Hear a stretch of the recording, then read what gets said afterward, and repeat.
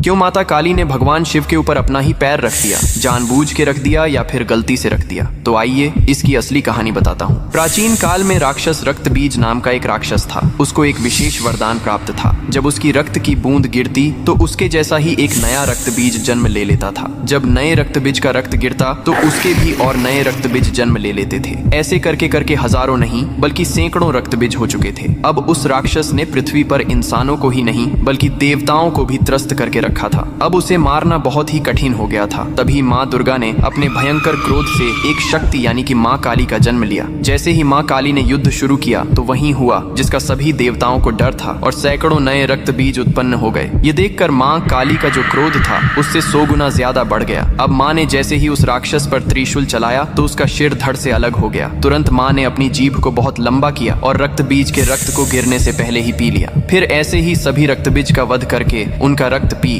कर उनका क्रोध अब 100 गुना से 200 गुना बढ़ गया था। धरती कांपने लगी थी, समुद्र मथने लगे थे, देवता भयभीत होकर इधर उधर भागने लगे थे। तब देवताओं ने भगवान शिव से प्रार्थना की, हे महादेव, आप ही माता काली के संताप को शांत कर सकते हैं। शिव ने देवताओं की पुकार सुनी और माँ काली के सामने युद्ध भूमि में पहुंच गए। लेकिन माँ अपने तांडव में इतनी लीन थीं कि उन्होंने शिव को भी नहीं देखा। तभी भगवान शिव ने स्वयं माता के चरणों में लेट गए। जैसे ही माँ काली का पैर अनजाने में शिव के सीने पर पड़ा तुरंत उनका क्रोध शांत हो गया। उन्होंने नीचे देखा तो अपने प्रिय पति शिव थे। यह देखकर उनकी जीभ शर्मिंदगी से बाहर निकल आई। इसके बाद शिव ने मुस्कुराते हुए कहा, हे माँ, तुम्हारा यह रूप सृष्टि के संतुलन के लिए था, लेकिन यह रूप अब धरती पर बहुत धाम धूम से पूजा जाएगा। यही कारण है कि तस्वीर में और मूर्तियों में माँ काली को शिवजी पर खड़े हुए दिखाया जाता है, जो बहुत ही शुभ माना जाता है।